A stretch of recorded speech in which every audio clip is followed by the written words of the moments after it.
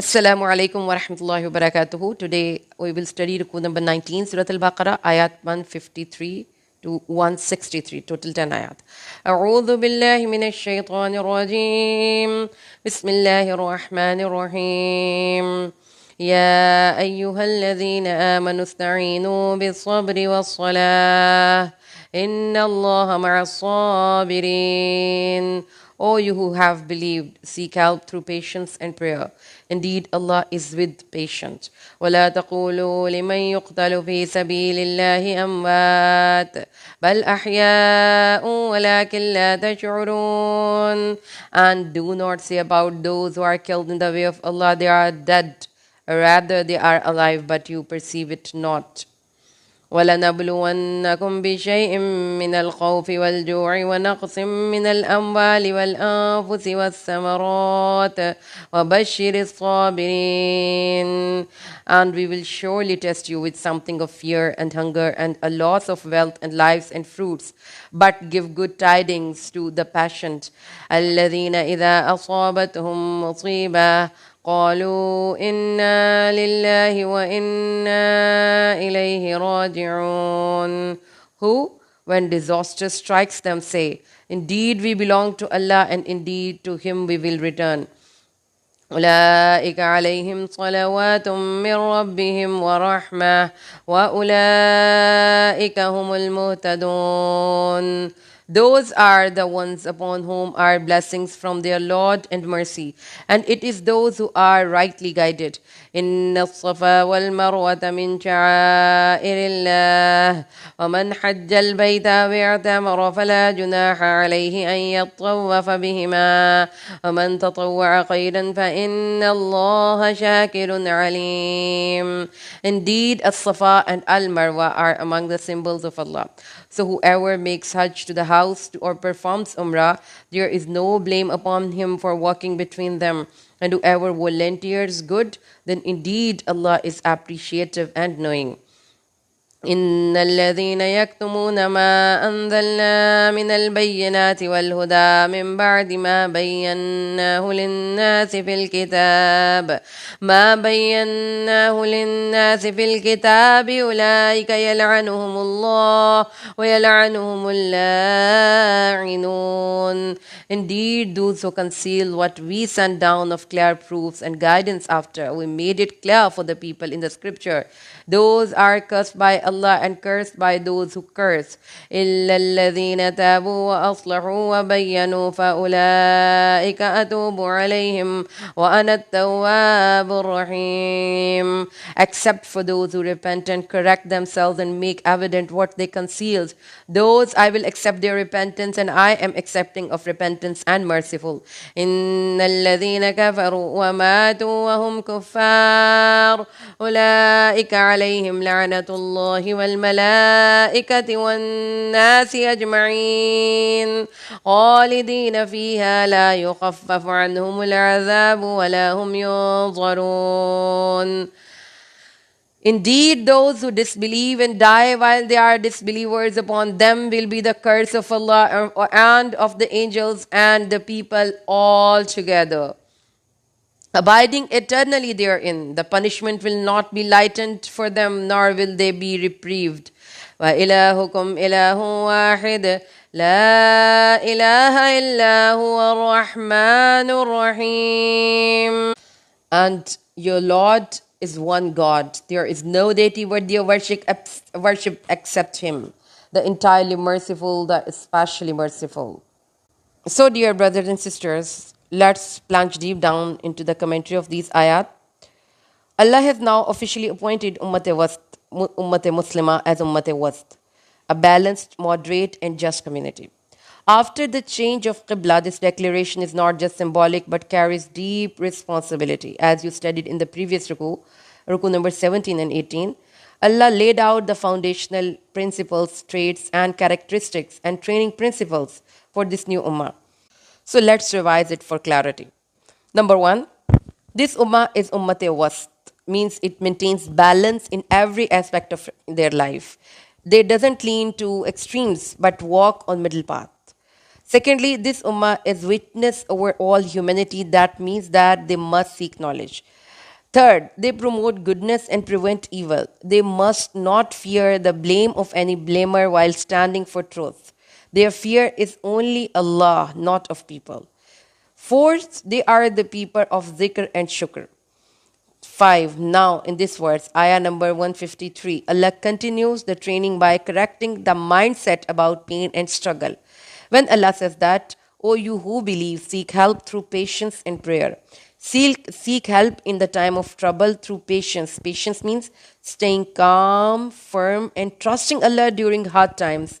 Prayer, salah, the 5 daily prayers, which connect us directly to Allah, and it is also the form of dua.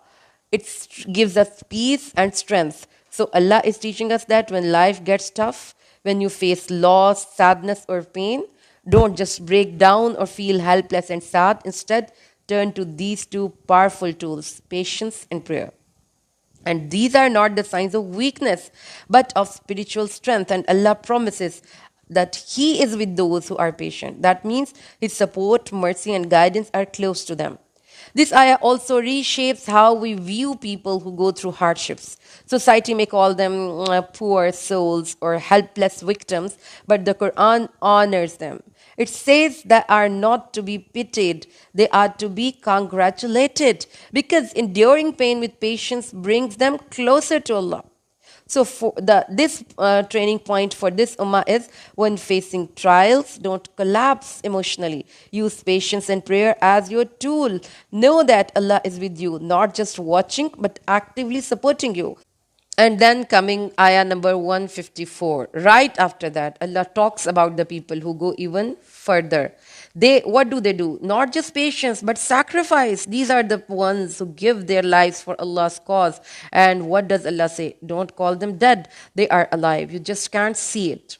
So the meaning is this: patience is strength, sacrifice is honor, and both are rewarded. People might look at a martyr and say, poor guy, he died. But Allah says, no, he is alive, he's honored, he is in a better place, he's in a better world. And the people might look at someone going through pain, say, why is Allah testing him? But Allah says, that person is growing. That person is being purified. That person is being close to me. So, whether you are holding on through pain or giving everything for truth, Allah sees it, Allah honors it, and Allah never forgets it. So, in this ayah number 154, Allah is saying that those who give their lives for the sake of Allah, don't call them dead, they are alive, but you can't just see their life. Now, we move on to ayah number 155. That is a very important ayah. So, let's walk through it slowly. Allah says that we will test you. The Arabic word nablu wannakum from bala, which means a test that reveals what is inside you. Like fire that purifies gold. So pain isn't random. It's a way to bring out your real self. Khawf, fear, means this isn't just being scared. It's the kind of fear that shakes your heart. Fear of losing control, fear of unknown, fear of change, and hunger, jur. It isn't just about food. It's about not having enough money, comfort, peace, and that feelings of emptiness. And then that وَنَقْسِم مِّنَ الْأَمْوَالِ, the loss of wealth. Your money drops, your business struggles, your savings disappear. It's slow, painful, and real. And then loss of lives, people you love gone. That separation, heartbreaks, it hits deeper. Then loss of fruits, as-samarat. You worked hard, you planted seeds, but the results, they don't come out. It's the pain of disappointment. And then Allah says, I'll give good news to the patient. Those who hold on, as-sabirin, not just quietly waiting, but staying strong, trusting Allah, even when it hurts. Pain in Islam isn't a punishment, my dear brothers and sisters. It's a process, a way to cleanse your soul, soften your heart, and bring you back to Allah. Because the Prophet said, no pain, no sadness or worry touches a believer, even a thorn, except Allah removes sins through it. And Allah says, with hardships come ease. Inna ma'al usri yusra. So yeah, pain is real, but it's also a bridge that takes you from weakness to strength, from distance to closeness, from dunya to Allah. So, look, Quran doesn't say that you will not be tested. And Allah also acknowledges that pain is real. It is not imaginary. It hits your heart, your body, your life. But the Quran doesn't just say pain exists and move forward. It gives you a way to deal with it, a mindset, a formula.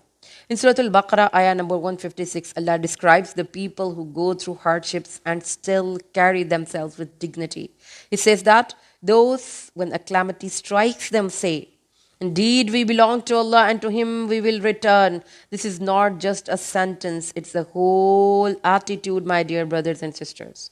It means I'm not going to curse my situation. I'm not going to blame fate. I know this pain came from Allah and I trust Him. These are the people of Ummat-e-Wast, the balanced, the mature, spiritually strong community. They don't fall apart when life gets hard. They don't complain endlessly. They don't say, why me? They say, I am Allah's. Everything I have is from Him, and everything I lose goes back to Him. This is real submission. This is true servanthood. This is what it means to be emotionally and spiritually dignified. And the beauty of it. Allah doesn't just leave them in pain. In ayah number 157, Allah says, these are the one who receive blessings and mercy from their Lord, and they are the truly guided. So, here pain becomes a path to mercy, a door to guidance, a moment of closeness with Allah. The Prophet said, how amazing is the believer's situation.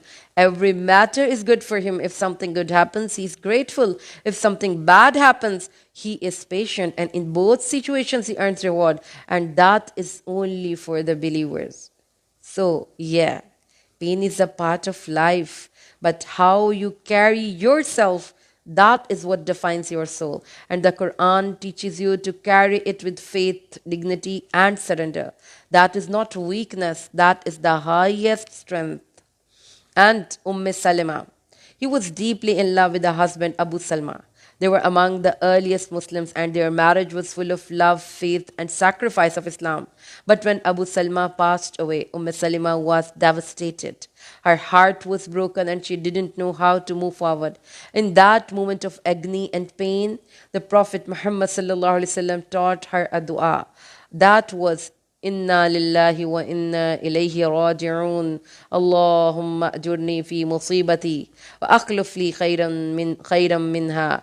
Indeed, we belong to Allah and to Him we shall return. And Allah reward me in my calamity and replace it with something better. Sahih Muslim Hadith 918. Salima recited this dua.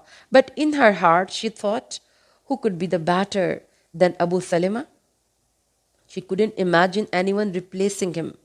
But Allah responded to her dua in a way she never expected. After her mourning period ended, the Prophet ﷺ himself proposed her. She became one of the mothers of the believers, Ummahatul Mu'mineen, the wife of the Messenger of Allah. Allah replaced her loss with greatest honor imaginable. So, keep this thing in your mind, my dear brothers and sisters. Grief is real, and Islam doesn't ask you to deny it, but it gives you a way to carry it with dignity and faith. The dua taught by the Prophet is not just words, it is a mindset of surrender, hope, and trust in Allah's plan. Even when you think nothing better is possible, Allah can surprise you in ways beyond your imagination. And the story that I have just told you is a living example of this worth. Whoever fears Allah, He will make for him a way out and provide for him from where she or he doesn't expect. Ayah number 158. Safa and Marwa. These are the two small hills near the Kaaba in Makkah. The walking between them is called Sa'i. It is the part of the rituals of the Hajj and Umrah. But this isn't just a walk. It is a reenactment of a story of faith, struggle and sacrifice. It goes back to Hajar, alayhi salam, the wife of Prophet Ibrahim and the mother of baby Ismail. When she was left in the desert with her child, she ran between these two hills, desperately searching for water. Her running wasn't panic, it was hope. It was trust in Allah. And Allah honored her struggle by making it part of every pilgrimage. But here is what happened later. In the time of ignorance, the pagans placed idols on Safa and Marwa. Their rituals became corrupted. They would kiss the idols and mix shirk with worship. So when Islam came, some Muslims hesitated. They thought, is Sa'is still allowed? Wasn't it a part of those old pagan practices? That is when this verse was revealed. Allah clarified Safa and Marwa are not symbols of shirk, they are symbols of Allah. They are reminders of Hajar's sacrifice, her patience, and her trust. And look at the ending of this verse when Allah says, whoever does good willingly, Allah is appreciative and all knowing. This means that every sincere act you do, Allah sees it. Every step you take with love and faith, Allah appreciates it, just like He honored Hajra's struggle. He honors your struggle too. So this verse teaches us that don't judge rituals by history, judge them by meaning. Don't hesitate in worship, do it with love. And always remember, Allah values every sincere effort, even if the world doesn't. Verse 159 to 162. In these verses, Allah is warning about two kinds of people who earn His curse, Allah's wrath, not just temporarily but forever. First, Allah talks about those who die in state of disbelief. They rejected the truth, they turned away from guidance, and they left this world without ever submitting to Allah. For them, Allah says, they will have the curse of Allah, the angels, and all of humanity. They will stay in that punishment forever. It will not be lightened, and they will never be given a break. This is serious. It means when someone dies in denial of Allah, they leave this world with no hope of mercy. The door is closed. The time to repent was in this world, in this life. And Allah also talks about those who hide the truth. He says, indeed, those who conceal what we sent down of clear proofs and guidance after we made it clear for the people in the book, those are cursed by Allah and cursed by those who curse. This was revealed about the scholars of the Jews who hid the signs of Prophet ﷺ in their books Torah and Injil. But the meaning is universal now. It includes Muslim scholars who know the truth of Quran and Hadith but hide it to protect their sect or status, media figures who twist facts, hide real news, and turn truth into lies, anyone who knows the truth but chooses to bury it for power, fame, or fear.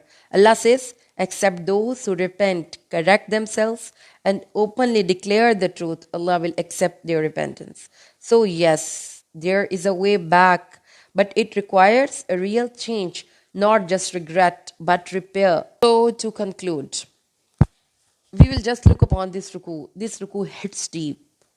It's like Allah is gently holding our hearts and saying, you see, I see your pain. I see your struggle, but don't give up. Every trial, every loss, every moment of confusion, it's not random. It's part of a divine plan to shape you, to elevate you. When Allah says, seek help through patience and prayer, is not just giving advice. He is giving us a lifeline. Because sometimes sabr isn't just waiting. It's bleeding quietly and still choosing to trust. And salah, it's not just ritual. It's where your broken soul meets divine mercy. Then he reminds us of the martyrs, not just as heroes, but as people who gave everything because they saw beyond this world.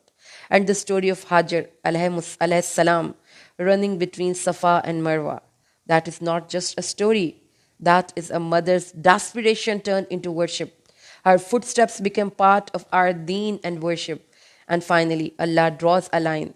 Those hide the truth, those who play with faith, they are warned because this deen isn't a game, it's a trust. And if you carry it with sincerity, even your pain becomes sacred. So yeah, this ruku isn't just words, it's a map for the soul. A reminder that your tears, your prayers, your sacrifices, they matter. They are seen, they are recorded, and they are leading you towards Jannah. Alhamdulillah. We have studied this ruku completely. Recite the root ones. Allahumma salli ala Muhammad wa ala ali Muhammad. كما صليت على إبراهيم وعلى آل إبراهيم إنك حميد مجيد اللهم بارك على محمد وعلى آل محمد كما باركت على إبراهيم وعلى آل إبراهيم إنك حميد مجيد سبحان ربك رب العزة عما يصفون والسلام على المرسلين والحمد لله رب العالمين.